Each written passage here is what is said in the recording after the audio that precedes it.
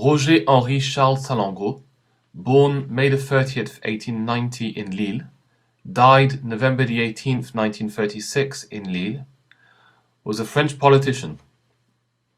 He served as Minister of the Interior during the Popular Front government in 1936.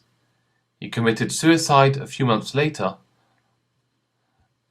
after being hounded by a calumny campaign orchestrated by extreme right-wing newspapers. In 1909, Salengro enrolled at the University of Lille to study literature. The same year, he joined the French section of the Workers' International, a socialist party, and founded a left-wing students' organization.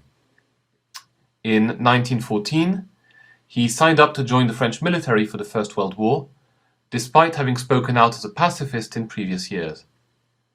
Captured by the Germans on October 7, 1915, he became prisoner of war. He refused to work in a German factory and was incarcerated. His treatment was harsh. He weighed only 42 kilos when he was freed after the war. In 1918, he became a journalist and resumed his involvement in politics. In 1919, he was elected municipal councillor in Lille and general councillor of the Lille Sud-Ouest canton. In 1925, Salengro was elected mayor of Lille. He was re-elected in 1929 and in 1935. In 1928, he was elected Member of Parliament, then re-elected in 1932 and in 1936. The 1936 legislative election brought the Popular Front to power for the first time, led by Léon Blum. Blum appointed Salengro Minister of the Interior. The new government set about implementing social reforms, and one of its first achievements was the signing of the Matignon Agreement, which was publicly announced by Salengro. The 1930s were marked by the activities of extreme right-wing groups violently opposed to the Popular Front. The government was opposed by right-wing extremist leagues, such as the Croix de Feu, by the anti-Semitic monarchist Action Française, and by the fascist terrorist group La Cagoule.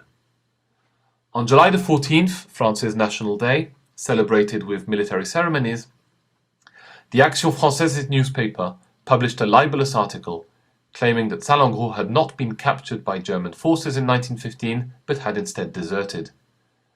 The claim was relayed by other far-right movements and reprinted repeatedly in far-right newspapers such as Gringoire, sparking the Salengro affair.